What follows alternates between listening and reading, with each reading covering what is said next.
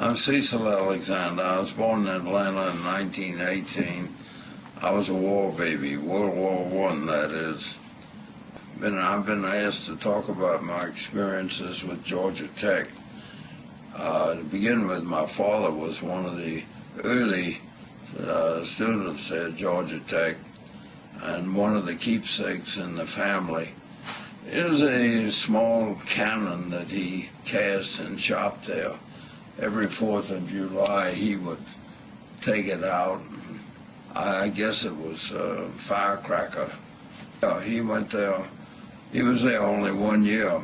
He left to go help his father and his uncle with their hardware store that they had opened just after their service in the Confederacy in the Civil War. I think Georgia Tech started in the 1880s, if I'm correct. I'm not sure about that. When I was a kid, I did a lot of paintings. I have a neighborhood movie house. I did stars, Clark Gable, Claudette Colbert, Greta Garbo, and so forth, these large pastel portraits. And I got paid a pittance for them. But I was pretty good, and I took some art at the High Museum then, which was in Mrs. High's old house. And one of my instructors, I did a self-portrait, and one of my instructors said to my father, "Mr. Alexander, I'm afraid you have an artist on your hands." But in spite of all that, my father didn't want me to study art as such. He wanted me to study a career that I, quote, could make a decent living with. So he enrolled me at Georgia Tech. Georgia Tech in those days was called the, I can't think of it, but it was a very derogatory term. I think it's gone through a miracle now. I think it's right up there with MIT and Caltech and Carnegie Mellon. And the fact that it's a publicly owned school and yet has tremendous support from its alumni, it says so much about the alumni, and it says a lot about Tech. And it's right up there with one of the biggest research facilities in the world. I enrolled there in 1936, and I took an engineering course, and it had just a regular courses included chemistry. Well, I went to this class in chemistry, and it was taught by Professor Harold Friedman. Harold Friedman had been a student of my mother, who taught grammar school in Montgomery, Alabama, and was later a principal of a school. Maybe she was when he was there, I don't know. But she said he was was the most brilliant student she had in all the years she taught there. Well, he wasn't smart enough to teach me how to handle formulas in chemistry.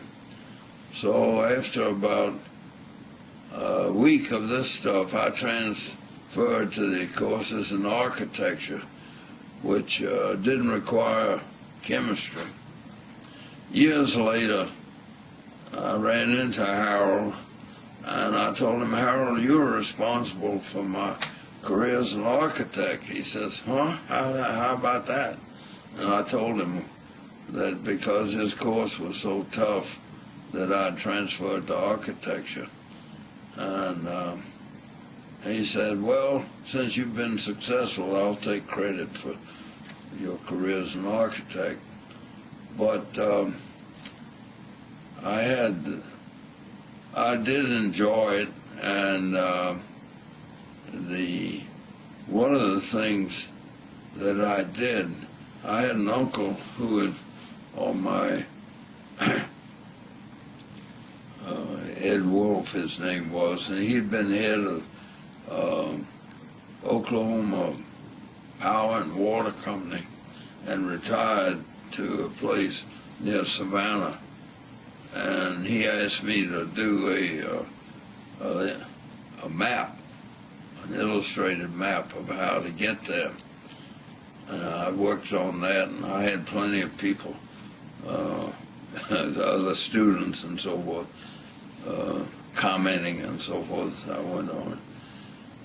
He liked the map, my Uncle Ed Wolf did, and he put it over his mantelpiece and on his home. How that helped people get there, I'm not sure. He never had it reproduced. I don't know what's happened to it.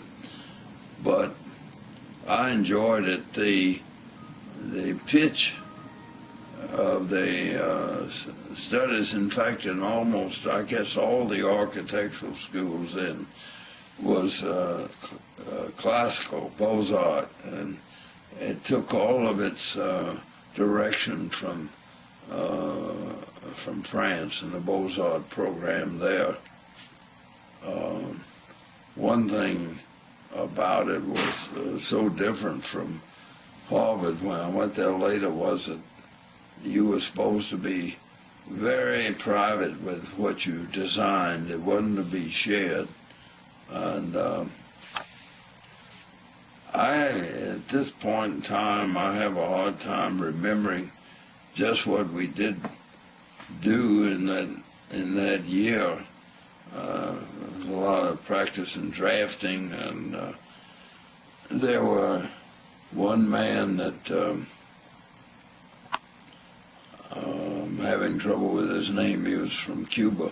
In those days, Georgia Tech had a lot of Cuban students, and I think his name was Max Bishop. And later, he did two very remarkable buildings in Havana, with a thin shell concrete. One was a nightclub, and the other was a yacht club. He's the one I remember the most from those days. Anyway, I transferred from Tech to Yale after 1 year, and again, this was my father's doing.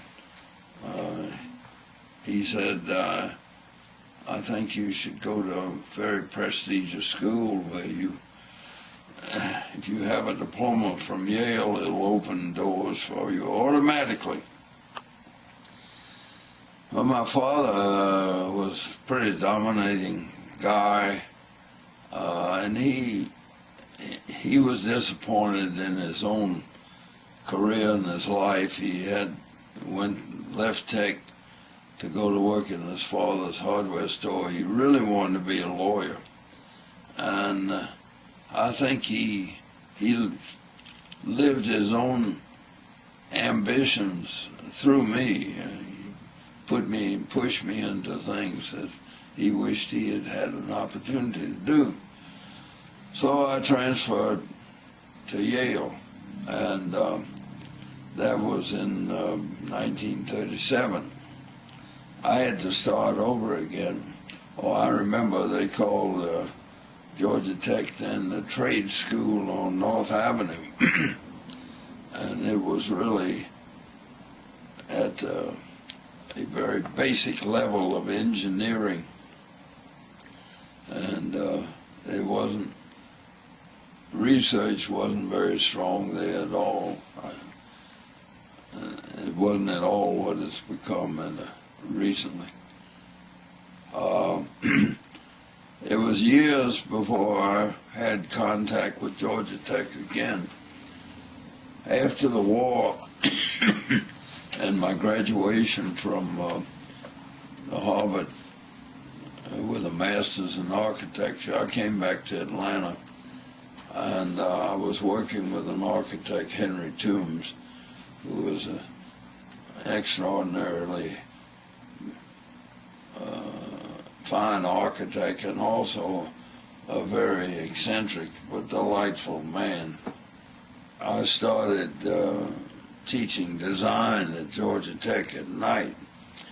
It was right after the war. These were not night school students, they were just regular students. But impact of all the veterans made it necessary that the school operate almost round the clock.